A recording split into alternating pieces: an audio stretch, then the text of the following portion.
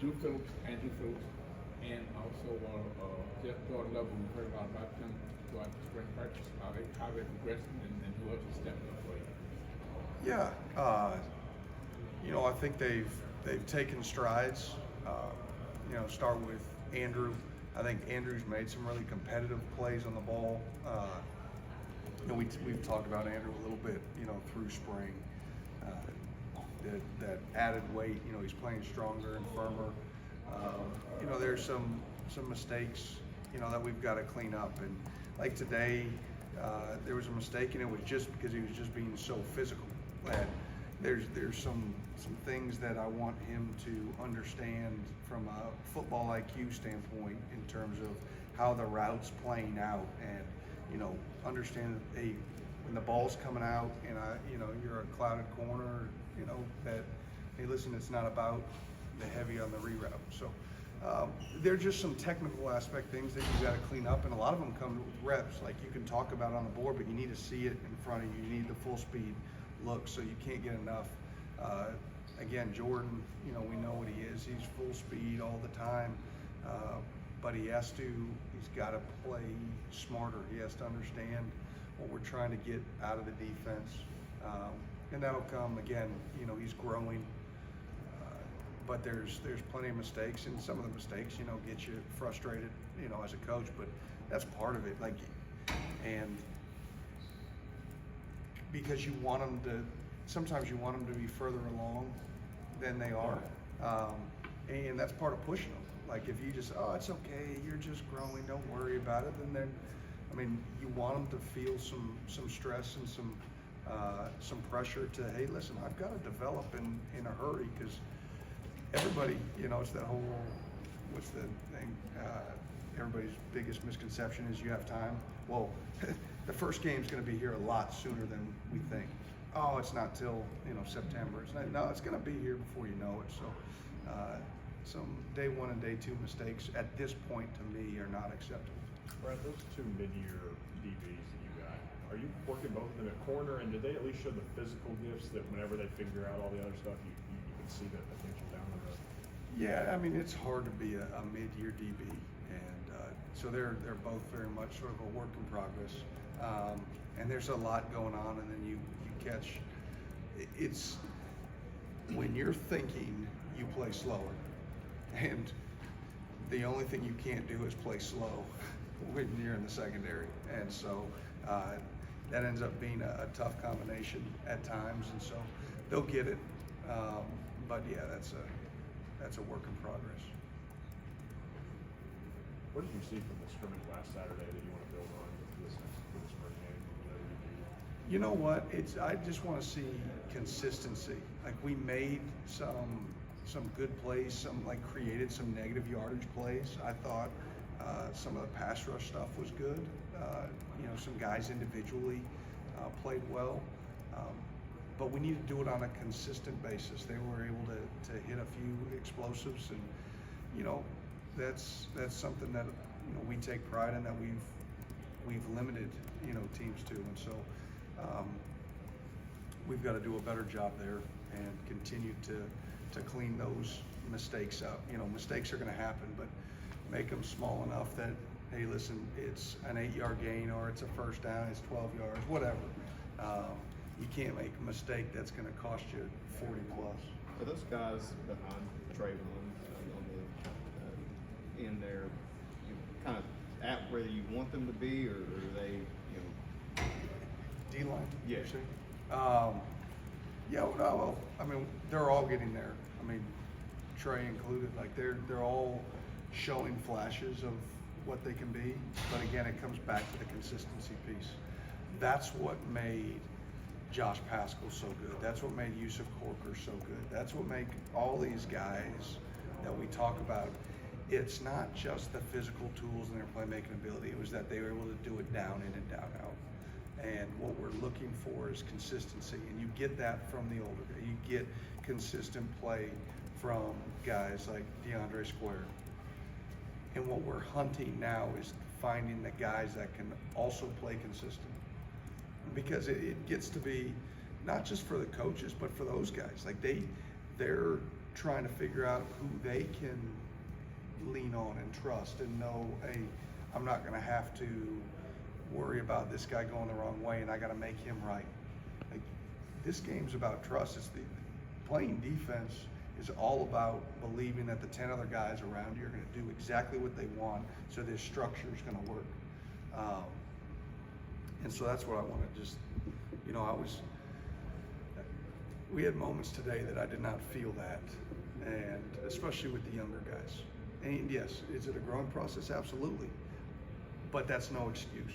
And they understand we have a standard here, and we can't just keep putting it and say, hey, the starters are good, and like the backups, the guys that will eventually be starters, and at some point in this season, we'll probably have to start some games. They need to develop that level of consistency. Which defensive tackle has shown the most pass rush? Again, it's been flashes of all of them.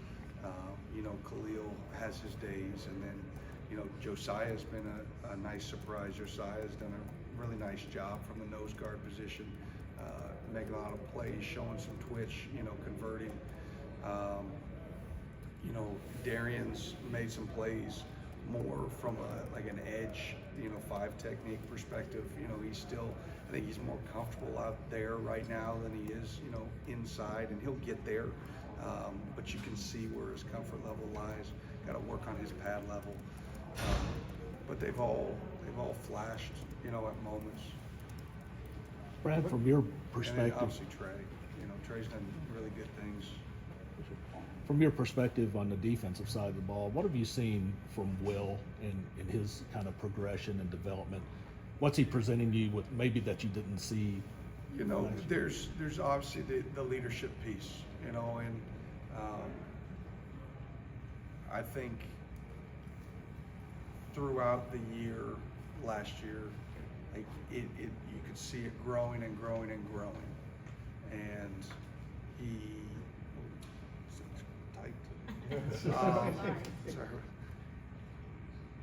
he's the unquestioned leader of that side of the ball, and obviously has a voice among the whole team as well. And when your quarterback's that guy, that's a big deal. There's a confidence to him.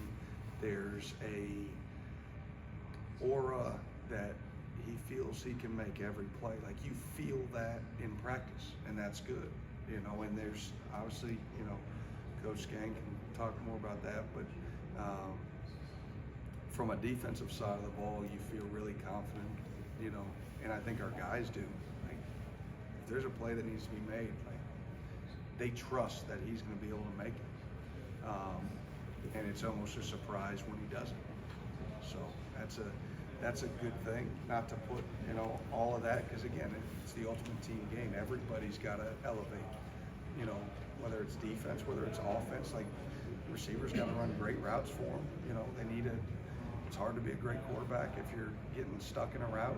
It's hard to be a great quarterback if the protection's not there. So just like it's hard to be a great DB if there's no pass rush, everything works together.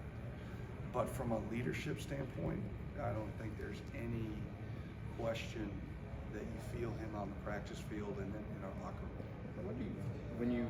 You're always learning as a coach, but going up against Skaggs' offense, what has been maybe the most enlightening thing or educational aspect of this spring for you? I'm going to keep that to me, so nobody else can learn. No, like, really, I don't mean to be rude. He does some things that, we'll let everybody else have to deal with. Brad, how have those nickels come along since Vito's injury?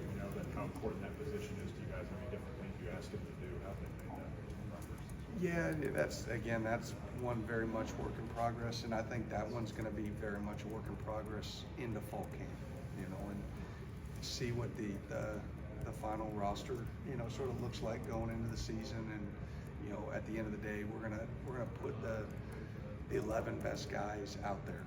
And I'm gonna be honest, I do not know who those are right now. I know you know, in first and second down situations, I got a good feel, you know. But when it gets to third down right now, I think there's going to be a lot of movement once fall camp hits, even from pass rushing standpoint. You know, there's going to be some young kids that walk in that, you know, it's going to be a lot, but if you can package certain things for them, that I can see them finding their way onto the field. Last one, anybody? Darren Henry Young, son, Darian Henry. Darren Henry, yeah, Henry Young. What do you see with him? Is he a spot? Is he going to be some of a spot player, like a rushing in the times, an outside back at times, or what does he bring to the field? Yeah, kind of like we talked about earlier today. I think right now he's a little bit more comfortable as a 5'10", like on the edge of tackles, as opposed to sliding inside. But he's getting there. It's very much pad level that you got to fix, because if you play high or you pop up out of your stance, you know, those big guards will maul you in a hurry. So there's a little bit more comfort level on the outside edge, but he's a guy that he's going to have to help contribute, and there's going to be, you know, he's going to have to play on all downs. Now, what ultimately ends up being his packages, we'll see as he grows and develops, but he's done a good job coming in, buying in. He works hard. He's locked in. You know, he does a good job in the weight room. He's put on some weight since he got here, which is good, and we need to continue sort of pushing that number through the summer and the fall. But no, he's going to be a guy that you see on the field, and